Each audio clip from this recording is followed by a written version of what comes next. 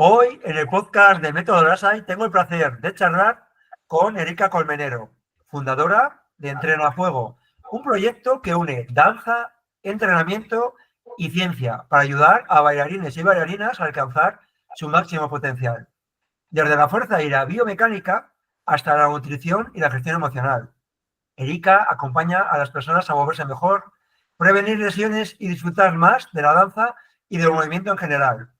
Hoy vamos a hablar de todo esto y también de cómo la respiración puede ser una aliada clave en el rendimiento, la prevención y la conexión emocional. Erika no solo viene de la danza, sino que ha creado un método donde el entrenamiento científico se une al arte del movimiento. Con entrega a fuego, ayuda a bailarines a prevenir lesiones, mejorar su rendimiento y disfrutar de la danza de forma integral, cuerpo, mente y emociones. Bueno, entrega no, entrena. Bienvenida, Erika. Un placer tenerte aquí. Muchas gracias, el placer es mío. Erika, en tu web que he estado fisgoneando por ahí, dices que tu misión es ayudar a bailarines a bailar más y mejor, sin lesiones y disfrutando del proceso. ¿Cuál fue el momento en el que te diste cuenta de que esto era necesario? Vale. Bueno, antes de nada, agradecerte este ratito juntos para charlar. Para mí es un placer poder aportar en tus canales. Así que, pues nada, sin más dilación os cuento un poquito de dónde viene realmente Entrena a Fuego. Y es que yo estudié Ciencias del Deporte, pero he sido bailarina toda la vida. Y yo siempre me acuerdo cuando iba a la uni, pues todos mis compañeros que practicaban diferentes deportes tenían como esa parte más de preparación técnica, pues por ejemplo un futbolista en el campo con el balón, el equipo, técnica, táctica y todo esto, y luego tenían su parte de preparación física. Y yo como bailarina siempre he tenido la parte como más técnica, clases, formación técnica, pero nunca he tenido como esa parte complementaria del puzzle, que es la parte de la preparación física. Entonces, realmente Entrena a Fuego nace un poco de esa necesidad que yo he vivido en primera persona de que la danza es un arte, pero también es un deporte. Y como cualquier otro deporte, tiene que tener cubierta como esa necesidad de aprendizaje y formación en la parte técnica, pero también en la parte de la preparación física. Así que nace un poquito de ahí. Y bueno, pues, ¿quién es Erika Colmenero? Pues bueno, Erika, como bien os he dicho, soy de Bilbo y soy bailarina de toda la vida. He tocado diferentes estilos, pero el mundo de la danza me ha colocado en esa parte como más académica, que ha sido como la otra Erika. Siempre he sido la de dos caras, como siempre ha dicho mi ama, ¿no? La Erika bailarina y la Erika científica. Entonces, pues yo estudié Ciencias del Deporte ahí en Bilbo, en Deusto, y luego, pues bueno, me moví a Barcelona por máster de readaptación de lesiones, un poco más por empezar un doctorado también enfocado a ello, que al final se quedó solo en proyecto pero bueno, ahí está. Siempre muy enganchada a esa parte más científica del deporte. Entonces, con lo que os he contado de dónde viene Entrena a Fuego y con cómo soy yo, creo que se puede intuir un poco ya mi persona. ¿Y qué problemas ves más a menudo en bailarines, tanto profesionales como amateurs? Principalmente es la falta de conciencia. Lo que yo percibo al final es lo que, pues bueno, lo que yo también viví. Lo que pasa es que yo tuve la suerte luego de acabar estudiando y de poder aplicar en mí misma esa parte del entrenamiento. Pero yo veo a la gente que acaba acudiendo a mí, me veo muy reflejada en, antes de empezar la carrera, antes de empezar unos estudios de entrenamiento, que la gente no tiene conciencia de que la danza es un deporte y se piensan que solo es un arte.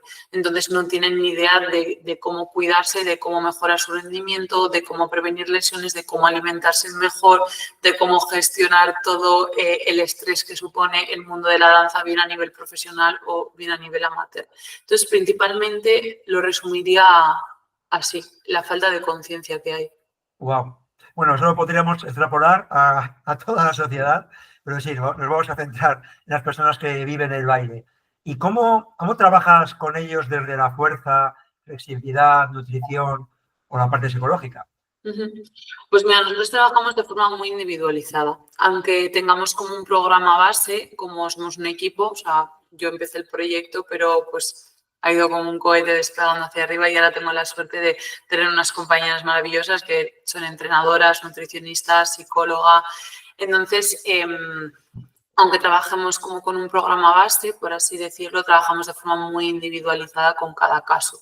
Entonces, lo primero que hacemos es una muy buena valoración inicial de los bailarines que llegan a nosotras, teniendo en cuenta pues desde su background de lesiones hasta sus objetivos, hasta la disponibilidad que tienen, material para entrenar, conocimientos, un poco pues todo lo que es la persona de forma un poco más integral, no solo enfocado a lo que es el entrenamiento.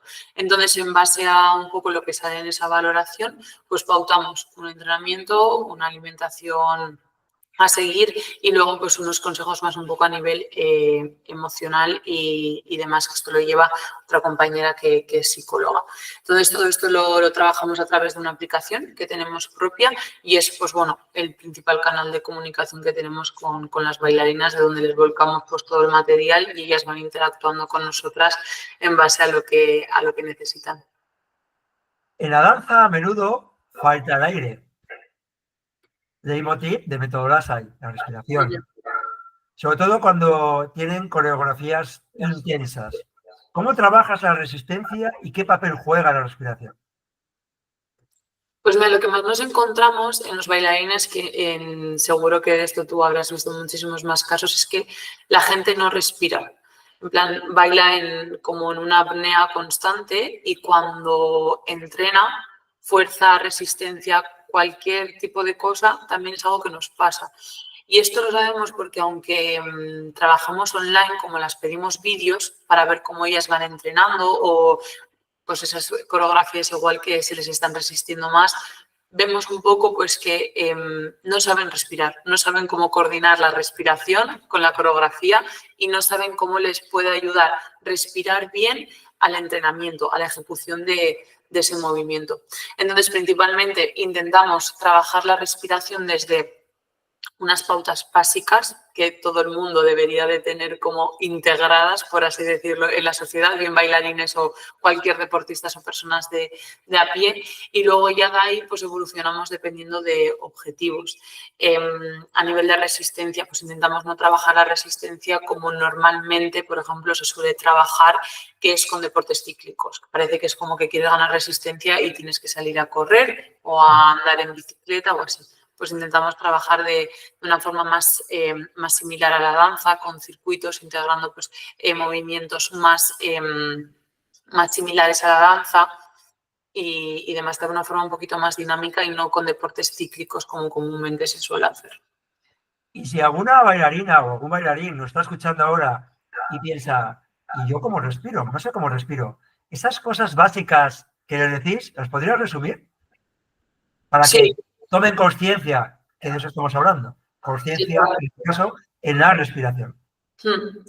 Pues bueno, principalmente le diría que se analizase cuando está bailando si realmente está respirando. Hay movimientos, pues por ejemplo, más de apertura de pecho, tal, que requieren incluso que respires, ¿no? En el propio movimiento. Entonces, lo primero les recomendaría que hicieran un poco análisis de cómo bailan y de cómo entrenan, para ver si realmente están respirando. Ya no por dónde, sino principalmente si están respirando.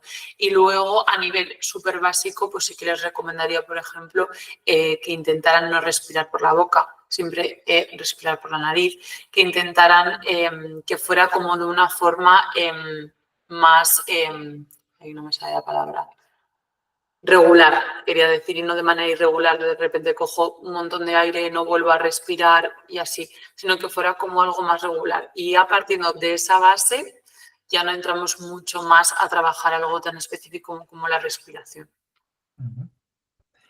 Escuchantes, además de lo que nos está diciendo Erika, escuchad a vuestro diafragma. Tenéis que visualizar vuestra respiración cíclica, nasal, si es posible, y enfocándolo en una respiración diafragmática.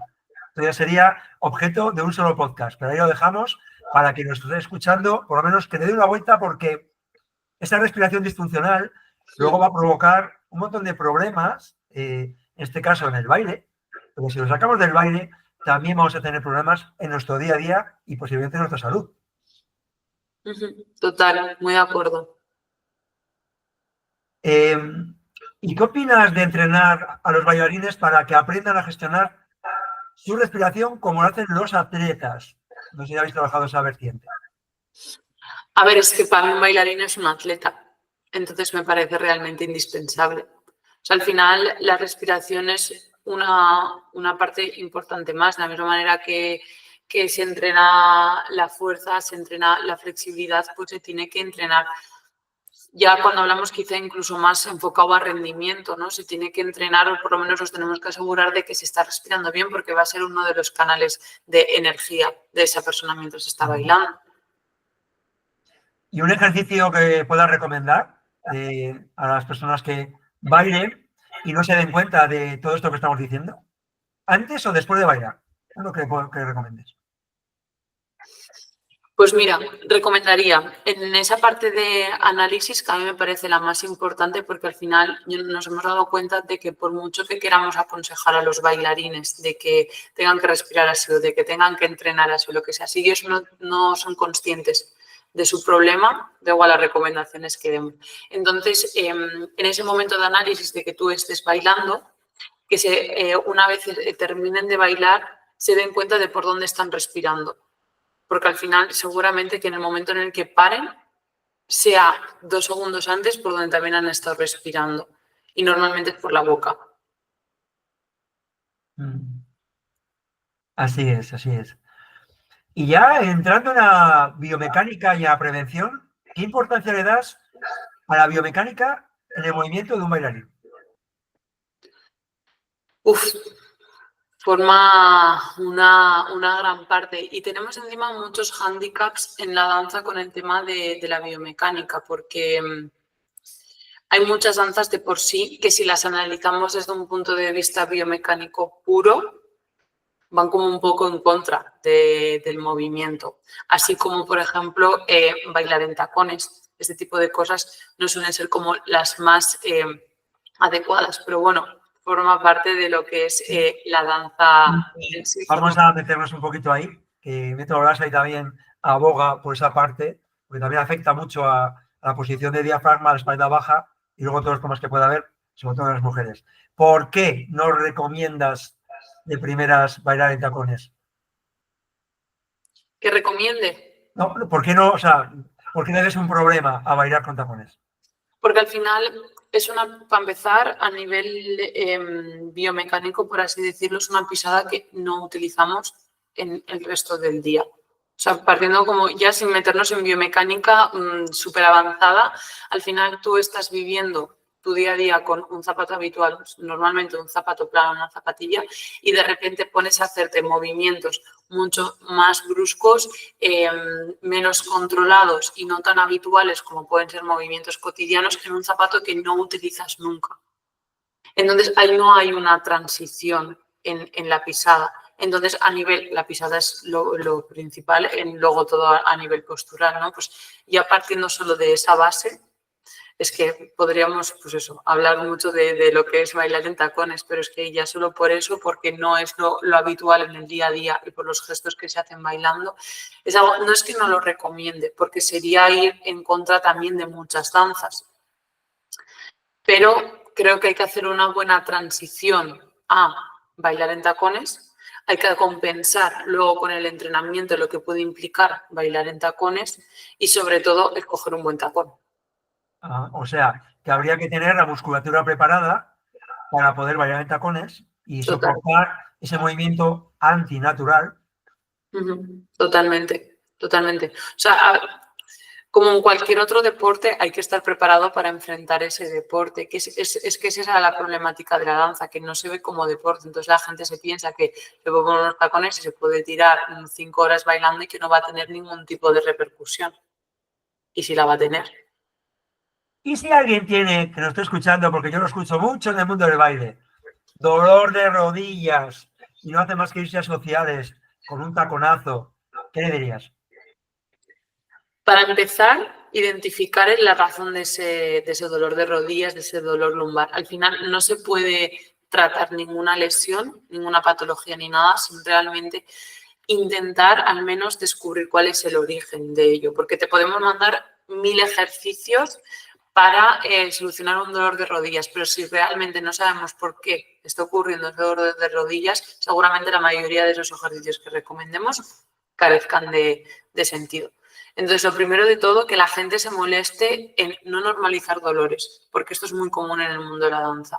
La gente normaliza dolores y vive con dolores. Y al final, el dolor siempre lo vemos como algo malo, porque nos duele, pero realmente es bueno, porque te está avisando de que algo no está funcionando bien. Entonces, Totalmente. Hay que tener una escucha activa, escuchar total. y decidir. ¿Y nos podrías decir 3 hábitos de entrenamiento que pueden ayudar a prevenir lesiones de baile? 3 ejercicios, me has preguntado. O hábitos de entrenamiento. Las Vale. personas que entrenan contigo, ¿qué ayuda a que prevengan esas lesiones? Vale. Para nosotras, el máximo pilar es individualizar. Al final no hay un entrenamiento clave para las que bailan salsa, para las que bailan bachata, para las que bailan hip hop, no. Cada persona es un mundo, tiene una postura totalmente distinta, tiene un background de lesiones totalmente distinto, tiene unos hábitos distintos, un trabajo distinto, etc. Entonces, lo primero de todo, individualizar, hacer una buena valoración y detectar qué es lo que realmente esa persona necesita para prevenir, si hay que prevenir algo, o potenciar algo, o compensar algo, lo que sea. Eso por un lado. Luego, por otro lado, el descanso. Ese entrenamiento silencioso que le llamo yo, que la gente se piensa que entrenar solo es machacarse, pero también hacer una buena descarga también es entrenar. Entonces, que le den importancia también al descanso y no solo lo que es a la parte del entrenamiento activo. Y luego la alimentación. Que veo barbaridades de te vas a un social, ¿no? Y has puesto el ejemplo del social y puede ser un entrenamiento también. Entonces no tiene sentido que igual vayas en ayunas o que bebas alcohol en el social. Ese tipo de cosas. Conciencia. Volvemos a saber por qué y para qué hacer las cosas. Total. Pues nos vamos a la parte emocional. En tu programa ya has comentado que incluyes la parte psicológica. ¿Cómo influyen las emociones como el miedo, la frustración o perfeccionismo en el rendimiento? Pues es un arma de doble filo, porque ya me voy un poco más a la parte igual de bailarines que se dedican a la danza, porque hasta ahora quizá lo que hemos hablado puede, pues eso, involucrar a la parte de quien se dedique por hobby, pero que también se dedique a ello a nivel profesional. Ahora, poniendo ejemplos más claros a nivel profesional, nos hemos encontrado bailarines que son verdaderas máquinas, de que tienen unos resultados a nivel de rendimiento buenísimos y bailan increíble, pero luego está ese momento casting, ese momento audición, ese momento tengo que grabar un vídeo y no me siento cómodo frente a la cámara. Y es algo que también hay que entrenar, porque la mente se entrena igual que el cuerpo. Entonces, nosotras lo incluimos en el programa porque creemos en que el entrenamiento es algo integral y que no se puede como subdividir todo lo que puede involucrar el cuerpo de un bailarín. Entonces, contamos con otra compañera que es psicóloga y aborda un poquito pues, lo que es esta parte más de las emociones. Y si alguien se siente identificada con este punto, porque esto pasa, como siempre digo yo, también fuera del baile. ¿Qué técnica le recomendarías? Una, si tiene que grabarse, cada persona es un mundo, pero algo que funcione, que veas que funciona. Si tiene que grabarse en una edición. Pues, por ejemplo, con el tema de las grabaciones, que es algo muy común, y ahora con el boom de las redes sociales, YouTube y demás, pues es algo que en el momento cámara en la danza está muy presente. Si tiene intención de querer grabarse en las clases de danza, que también se grabe como en su día a día. Que, por ejemplo, pues se ponga el móvil, me lo invento, 10 minutos cada día y que le hable a la cámara, que se haga como amigo de la cámara, para que no sea solo de repente un momento a la semana en una coreografía que igual no dominas mucho, que te pongas a grabar. Pues familiarizarte un poco como con ese momento de ser filmado. Qué interesante, porque cosas de estas, yo en Metodología ya las he aplicado de otra manera y funciona. No siempre, pero ayuda Y bastante. depende con qué persona, está claro, pero así a rasgos generales. Y si tuvieras que resumir en una frase por qué cuidar la respiración y el cuerpo es fundamental para bailar más y mejor, ¿cuál nos darías? Pero una frase. Bueno, pueden ser dos, ¿eh? Es que creo que no somos conscientes, no, me va a costar mucho de resumirlo en una frase, ¿no? Pero bueno, creo que no somos conscientes de lo que implica tener una buena salud, porque lo tenemos normalizado. Tenemos normalizado que podemos bailar todo lo que queramos, que podemos entrenar todo lo que queramos. En el momento en el que algo ocurre, una lesión, un impedimento, lo que sea, y es cuando de repente nos echamos las manos a la cabeza y como valoramos es lo que teníamos antes. Entonces, para mí es muy importante valorar la salud física y sobre todo si te están dando la oportunidad de prevenirla, en plan de prevenir lo que sea en un futuro, pues hombre, intentar trabajar en ello. ¿Y qué marcadores prácticos, tú que trabajas con muchas personas que bailan, te indican que alguien está respirando mejor al bailar? Te pongo un ejemplo, control, ritmo, recuperación, porque yo lo veo, ¿eh? Yo observo a alguien, te veo a ti o miro a cualquier persona y miro cómo respiran y te fijas en esos marcadores. ¿Cuáles son los que tú tienes en el día a día? A ver, nosotras es algo que no trabajamos como de manera tan profundamente como imagino que lo harás tú, entonces igual luego esta pregunta también la respondes tú porque seguro que aportas mucho más, pero nosotras sobre todo les pedimos ese ejercicio que hemos comentado antes de cómo terminan a la hora de bailar y luego que tomen conciencia y nosotras vemos en los vídeos de, por ejemplo, movimientos de apertura de pecho, de manos y demás, nos fijamos, A eso voy, ¿eh? fijamos un poco como en la cara, en si están boca abierta o si están haciendo como ese gesto de coger aire, ¿no? O sea, estudiar un poco a nivel visual cómo se está interpretando esa coreografía. Desconozco si hay como parámetros más exhaustivos que igual de esto controlas tú más y podemos implementar nosotras también. A ver, pongo un ejemplo, una respiración paradójica, que es que hay gente que cuando respira lo hace al revés. Tú si inspiras, sacas una respiración diafragmática, cuando inspiras, sacas la tripa un poquito. Las personas lo hacen al revés, meten la tripa. Y cuando expiran lo hacen al revés. ¿Qué sucede? Que en estático mal, pero en dinámico mucho peor. Entonces, eso se agota mucho más, terminan haciendo todo en apnea, como tú me has dicho antes. Entonces, ese tipo de respiraciones son inadecuadas para cualquier actividad, pero para el baile mucho más. Eso lo vemos mucho, hilando con lo anterior, en el momento cámara, cuando surge ese nervio. Se nota muchísimo en el abdomen, cómo respira la gente. Y obviamente, a nivel de percepción del bailarín, no termina la coreografía igual que cuando lo hace solo en su casa, sin ese momento nervio, por así decirlo, porque seguramente respirará mejor. Bailarines, bailarinas, cuando vayáis a hacer una grabación, es tan sencillo como respirar lento, silencioso y diafragmático por la nariz. Hacéis una inhalación lenta y una exhalación aún más alargada. ¿Eso qué va a hacer? Vuestro sistema nervioso parasimpático va a tomar el control del equilibrio y de la tranquilidad. ¿Eso qué va a hacer?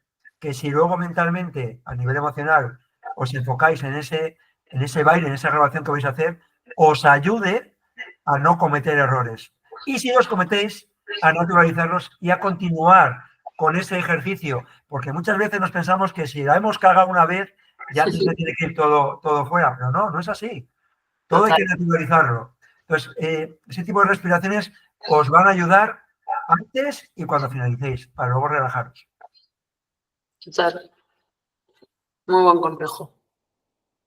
Y bueno, hablando de consejos, vamos a ir ya cerrando esta entrevista.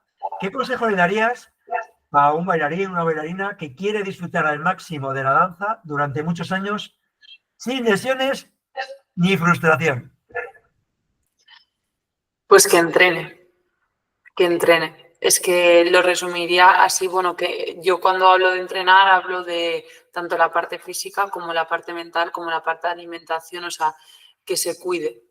Que si realmente quiere disfrutar de la danza el resto de su vida, que es posible, tendrá que cuidar y valorar la herramienta que le permite hacer eso, y es su cuerpo.